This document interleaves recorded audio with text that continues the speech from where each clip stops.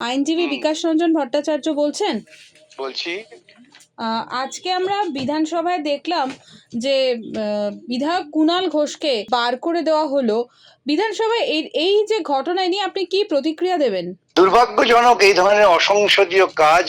যদি স্পিকার কাউকে সাসপেন্ড করে থাকেন, সেটা নিশ্চয়ই তার দায়িত্ব সাসপেনশন অর্ডার মেনে নেওয়া। কিন্তু যদি তিনি না মেনে থাকেন, তাকে এইভাবে জোর জুলুম করে বার করে দেওয়াটা ঠিক হয়নি।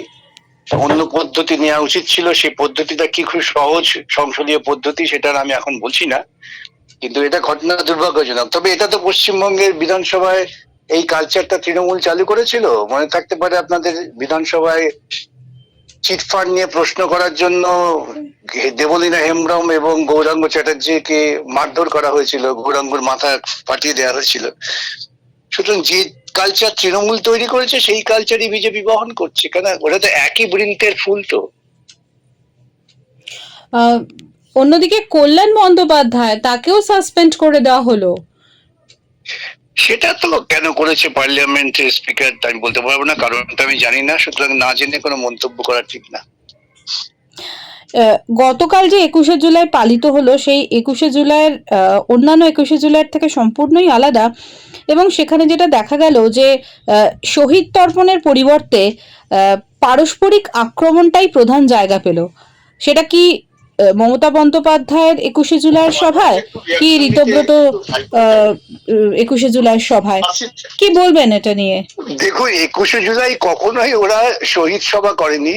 সবসময় ওরা একটা আনন্দানুষ্ঠান শুরু করেছিল। এই বছর 21শে জুলাই তো ভঙ্গিত তিন খণ্ড, এবং তারা পরস্পরের মধ্যে ঈর্ষা করবেন, এটাই ওদের আনন্দের একটা অংশ।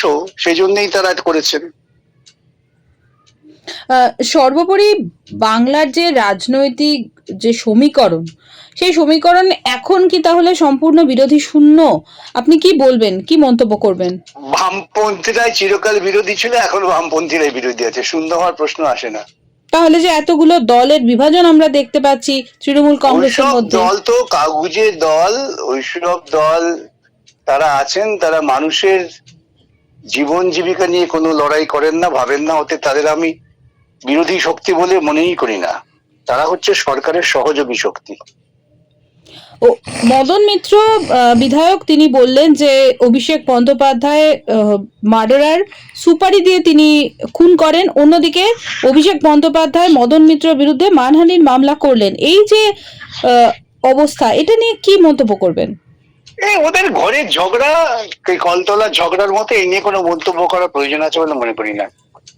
আগামীকাল যে ডিএ মামলার শুনানি হচ্ছে, তো সেই শুনানিতে মূলত কোন জায়গাগুলোকে ওটা রিপোর্ট দিতে হবে। অর্ডার কমপ্লাই করেছে কি করেনি, সুপ্রিম কোর্টের যে কমিটি করে দিয়েছিল, সেই কমিটি তাদের রিপোর্ট দেবেন, সেসবই আলোচনা হবে। এখনো পর্যন্ত রাজ্য সরকারিদের কেউ কেউ ডিএ পায়নি। অন্যদিকে গ্র্যান্টিনের যারা শিক্ষক, অশিক্ষক, পঞ্চায়েত কর্মী, তারাও ডিএ পাননি। তো আপনার কি মনে হয় যে এরা আদৌ ডিএ পেতে পারেন, এরা পাবেন?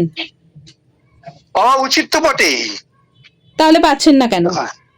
পাচ্ছেন না কেন? এই সরকারগুলো তারা দিয়ে দেওয়ার পক্ষপাতী নয়, তাই পাচ্ছে না। সেই জন্যই তো মামলা, সেই জন্যই তো আদালতে যাওয়া, সেই জন্যই সুপ্রিম কোর্ট। এবং সুপ্রিম কোর্টের আদেশ কার্যকর যাতে হয়, সে চেষ্টা আমাদের করতে হবে, কোর্টকেই বলতে হবে। শিক্ষা দুর্নীতির বিরুদ্ধে যে কেন্দ্রের লড়াই চলছে, সেই লড়াইয়ে কি আপনারা সামিল হবেন? আমরা তো সামিল হয়েছি। সামিল হবেন মানে, যে লড়াইয়ে তো সেখানে আমাদের ছাত্র সংগঠন আছে, আমাদের পার্টির নেতা গিয়েছিলেন, আমাদের এমপিরা গিয়ে সহমর্মিতা জ্ঞাপন